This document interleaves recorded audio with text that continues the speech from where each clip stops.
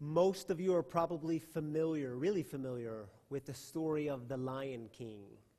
So a little refresher, Simba is the young, arrogant prince who flees. He leaves his homeland because he mistakenly believes that he is responsible for his father's death. And I think the story of Lion King, well, essentially, the whole story is about how Simba can get back home, right? It's how Simba can take his rightful place in the kingdom. But it raises an interesting set of questions for us. And one question that I find particularly interesting is, what are the things that cause you to run away? Now, most of you also know that I recently returned from a trip to Africa, Kenya, which is in East Africa, and we were particularly in this place called Rusinga Island. Rusinga Island is a 9-hour van ride from the capital city of Nairobi, and here's a little bit of context on Rusinga Island. This is a community of about 20,000 people. It is a community marked by poverty and death and dying and disease and illness. Children in Rusinga Island are still dying of malaria. Government officials tell us that about a quarter of the people are living with HIV/AIDS, which in Rusinga Island is a death sentence. And local leaders tell us that that number is actually much higher, that it's well over half of the people living with HIV/AIDS. And I just want to share with you this morning some of the gifts that I experienced along the journey. And I'm also reminded that most of the good things in life, the best kinds of gifts in life, come with a little bit of pain, don't they? One of the best things about this trip was my mom joined us on this trip, and she absolutely loved it. Now, when we were in Africa, we did lots of things. We went with a friend of mine named Darren, and Darren is the leader of this organization called Project Humanity. And Project Humanity is involved in a few different areas. They do micro grants and small business education, women's empowerment, and they work in these young girls' schools. And they're also in hospitals and clinics, working with new moms and new babies. So the primary reason I was invited to Kenya was to lead storyline groups, the same storyline groups that we have been doing here at St. Luke's for the past year. And so I want to talk for just a minute about what happened in these storyline groups, particularly my group. And so we boiled it down. Storyline is 8 sessions. We condensed it into 4 sessions, and we met on that Monday, Tuesday, Wednesday, and Thursday. And my mom was leading my group with me. We had a group of about 15 to 20 people made up of primarily women. And here's how it started. We met on that Monday afternoon, and I explained a little bit about the importance of story and how our lives are like stories, and we each have this unique story with positive turns, like the good things, the joys, and the celebrations, but we also, in each of our stories, we have these negative turns, the pains, the tragedies, the sufferings. And I talked a little bit about the importance of redeeming the negative turns, right? Doing something meaningful with the pain that we've experienced. And then I threw it to my mom, and she shared her story, and here's how the rest of the afternoon went. We heard from 3 others. That's all we had time for. The first woman shared. She said that her husband was a raging alcoholic and wasn't really present. Last year, their home burned down and everything in it burned. She was really grateful, though, that they had found a new place to live, but still her greatest hope was that her children would one day experience a bed as they were still sleeping on the dirt floor. And then a second person shared, young, probably early 30s, and she began by saying that she was a widow, which is a common story in Rusinga Island because men don't live very long. Most of them die from disease, sickness, HIV/AIDS. She said that she was a widow, and she talked about the pain and struggle of raising her boys on her own in poverty. And one of her greatest joys was that her boys were finally to the age to where they could help out in her small business, where she owns this little roadside shop where she sells shoes and brooms and other items. And then the third woman shared, and she started like this. I grew up on the streets of Kenya as an orphan because my mom was addicted to the drink. I'm a widow, and she was young too, probably early 30s. She says, I'm a widow, and I'm the mother of 5, but I've already buried 3 of my children. And I have this disease that stays with me and affects me every single day. And we could only assume she was talking about AIDS. And she just stops. No tears, no embracing of one another, and we were getting ready to move on, but I just paused the group because in our context here, when we do groups like this and when that kind of story is shared, if you share that you've lost 3 of your 5 children, we would probably be sharing tears together and embracing one another. And so I asked Mildred, I said, Mildred, if it's okay for me to ask, how did you lose 3 of your 5 children? And she said, well, the first one died at the local swimming hole. We couldn't get help quick enough. And the next 2 died before the age of 5 of malaria. And again, we couldn't get help quick enough. And I asked the group, I said, well, raise your hand. If you knew Mildred lost 3 of her 5 children, raise your hand. No one raises their hand, which was a little encouraging to me because it reminds me that they have similar problems that we have here. We want to hold those stories in. We want to live in isolation. And I said, raise your hand if you knew that Mildred was living with this disease day in and day out that affects her every single day of her life. Raise your hand. Again, no one raises their hand. And we close in prayer, and we're done. And on that particular day, the van that was supposed to pick us up was tied up somewhere else. And so we made the decision to just walk back to the place where we were staying. It was about a 3 to 5 mile walk back on a dirt road. And you see, on the day I went in the storyline, I would have told you I was riding up here. My confidence was high. I was feeling good about my leadership. And on that walk back, I began to have tears and this awful feeling of thinking, I can't do this. I'm not cut out for this. I'm not a competent leader. You see, I was prepared here for the stories that I would hear, but there's nothing that can really prepare you here for the stories you're about to enter into. And I get back to our lodging where we're staying, and I email Tammy. And I said, man, we talk all the time about storyline and how we redeem negative turns and we do something meaningful with the pain and how this helps us live better stories, more meaningful stories. But the truth is, I don't know what it looks like for them to live better stories, and I don't know what I'm doing. And you see, it's moments like these where you can begin to lose yourself. You lose sense of who you are, and you buy into the narrative of who you're not. And like little Simba, I had a strong urge to run away. Except I knew it wasn't practical. I knew like I was in Africa and I actually had to show up the next day. But in my mind, I could show up and not really show up. You know what I mean? How you can show up but not really be present? And I didn't have to give of myself. I could lead in superficial and inauthentic ways so that I wouldn't be affected by the pain that I was entering into. But you know, also like little Simba, in his act of running, he experienced incredible gifts along the way, gifts that brought him back, that reminded him who he was and brought him back home. Here's some of the gifts I experienced. You know, on that same day, we got back to our lodging, and we were tired. My heart was worn out.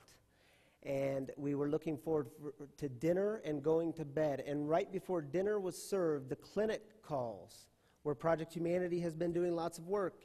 And the Dr. Mark says, hey, you guys said you want to see the birth of a baby. If it's true, you better come now because she is in labor. And so let me try to set the setting for you. I was on one side of the bed. By the way, clinics in Rusinga Island are nothing like our hospitals here, so don't think Skyridge. I was on one side of the bed. Johnny in the picture was on the other side of the bed. My mom was literally one of the catchers. There was a couple other people in the room, and Dr. Mark was leading the process. And I don't know any other way to describe this other than all of the sudden, like without incident, there was new life. A new baby boy had entered into the world. And it was this gift of new life in the midst of pain and suffering and widows and AIDS and malaria and dying. It was this gift of hope in the midst of hopelessness. And we needed that gift. And they named this little baby boy Johnny. He was on the other side of the bed holding the hand of that mother. And the mother was asked, what will his name be? And she looked up. She said, what's your name? He said, Johnny. She says, we'll name him Johnny. You know, on the second to last day in our storyline group, we ended the group by asking them to dream and to dream big. And so your homework is to go home today, and you can either write these dreams, you can think about these dreams, but tomorrow when you come back to the group, you will share with us some of your dreams. But on this day, we ended by reading the story of Joseph from Genesis together. And Joseph, we read, he was this big dreamer. He had big dreams. And when he would walk into the room, his brothers would say, uh-oh, here comes Joseph, the big dreamer. And they were jealous and they were angry. And so they plotted to kill Joseph. Long story short, God had other plans for Joseph, and he raised up to be this great leader in his day. And I reminded the group, as you begin to dream, there will certainly be those voices, those people that come along, and they will tell you, you're not good enough, you can't do this, you're not really worth it. By the way, things in your life will never, ever change. This is just the way it is. And I said, when those voices come along, you have to blow them away. So we got out cans of bubbles. Many of them had never seen bubbles before. And we went to this open space beside the church. And I said, grab a partner and begin to blow bubbles so you can remember to blow the negative away. And we even got the pastor in on this action. And I said, but there's one rule here. Before you blow bubbles, you have to shout out loud as you can. You have to shout, I am loved, I am valued, and I'm worth it. And it was this gift of dozens and dozens of bubbles floating up in the air and hearing these voices shouting, I am loved, I am valued, and I am worth it. It was the gift of these beginning dreams in the midst of such brokenness. By the way, we have 2 tables here today. If after you receive the bread and the cup, if you want to stop by one of these tables to blow away the voices that degrade you, that bring you down, that remind you who you're not rather than who you are, I encourage you to stop by one of the tables and blow some bubbles. It's incredibly healing. And by the way, they're called super miracle bubbles. I got them at Target. Who doesn't want to blow super miracle bubbles? So on the next day, the group comes together. And it was actually quite profound. Many of them had written page after page of their dreams. Zainabu, who was one of the first ones to share, she was a young widow who had these boys, and she talked about the struggle of raising her boys in poverty on her own. She shared And afterwards, I thought, oh my gosh, this is so cool. I got to get out my phone and get this on camera. So I have a 24-second clip. English is not her native language, so bear with the translation, but I think you'll get the gist of it. As a widow who has the experience, I would like to start a widow center so that I can talk to them, because many of them, when their husbands die, they run away, leaving their children behind, suffering, because they think they cannot make it. When they will be informed, we will not have total orphans, literacy, the women will be doing their businesses, and the community will be developed. By the way, Senabu is also a small business owner. How cool is that she, because she has experienced the suffering and pain of being a widow, she wants to start a widow center. That's what it looks like to begin redeeming negative turns, doing something meaningful with your pain.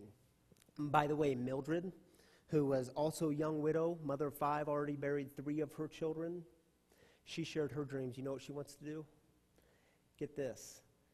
Because she experienced life on the streets as an orphan, she wants to start an orphanage. And when I pushed her, I asked her to dream with us in front of the group. I said, what would it look like? How would you start this? And she stands up, and her eyes are beaming, and her smile is huge. And she says, I would own my own land, and I would build a new home, and I would take in orphans off the street, and I would love them, and I would pray for them. That's what it looks like to begin dreaming about redeeming negative turns. And there's this really beautiful story in Mark's gospel where Jesus is with his disciples, the ones closest to him. And this woman is in the room, and this woman begins to pour out this expensive perfume on Jesus' head, which is actually a first-century Jewish ritual of preparing the body for burial. This is right before Jesus' crucifixion. And the disciples are outraged. They're furious. Jesus, why is she doing this? This is expensive stuff. We could have used this to help the poor. And Jesus says, no. You guys are missing it. This is all she has, and she's doing a beautiful act of service. You are missing it. And the thing I love about Jesus is he always sees what others can't see. He's always looking just below the surface to see what's happening. So as we're getting ready to leave, it's our last day. We had heard the stories. We had heard the dreams. Relationships had formed. Friendships had formed. We were literally walking away. And Molenta, who you see in the picture with her children and my mom in the back. Molenta, she's the one that shared that her husband is an alcoholic, not present. Her home had recently burned down. Greatest dream is that her children might have a bed. And she reaches into her bag and she says, Pastor, I've heard you talk about your wife, Tammy. Please give her this gift. And you look at it and you're thinking, wait a minute, it's just a wooden spoon. We have plenty of wooden spoons in our house. And besides, if we need another wooden spoon, we can run up to King Soopers and get one for 99 cents. I don't need another wooden spoon. But you know as well as I know, this is way more than just a spoon, isn't it? This is way more than just a spoon. You know, when she handed me the spoon, my heart swelled up and I was filled with this joy. And it was like I had reached in my pocket and grabbed out a piece of paper and read it. And it said, the universe was made for you. God was always reminding the people of ancient Israel, the Hebrew people, who they were. And remember who you are, and remember who I am. It's a story in Isaiah 43, and it's tattooed on my arm. It's a story that's close to my heart. And here's how it's recorded in Isaiah chapter 43. I but now, says the Lord, the one who created you, Jacob, the one who formed you, Israel. Don't fear. For I have redeemed you. I have called you by name. You are mine. When you pass through the waters, I will be with you. When through the rivers, they won't sweep over you. When you walk through the fire, you won't be scorched, and the flame won't burn you. I am the Lord your God, the Holy One of Israel, your Savior. I have given Egypt as your ransom, Cush and Seba in your place, because you are precious in my eyes. You are honored, and I love you. And what a beautiful reminder that is. Like, how often do we need to hear that? Things will happen in life. And when the rivers come, when the waters come, when the fires happen and the flame happens, I am in all of it. And by the way, you are precious in my eyes. You are honored, and I love you. How beautiful of a reminder is that? The gifts were way more than just gifts. The spoon was way more than just a spoon. It was a reminder of who I am and who God created me to be. It's my life theme that I've developed over a year ago through the storyline process. And it's a simple one. It's one sentence: to help others experience God and beauty in their midst, in their mess and brokenness. They remind me who I am. So, what are the things that cause you to run away? And don't stop there in your reflection. What are the things, the gifts that bring you back? The gifts that allow you to remember who you are?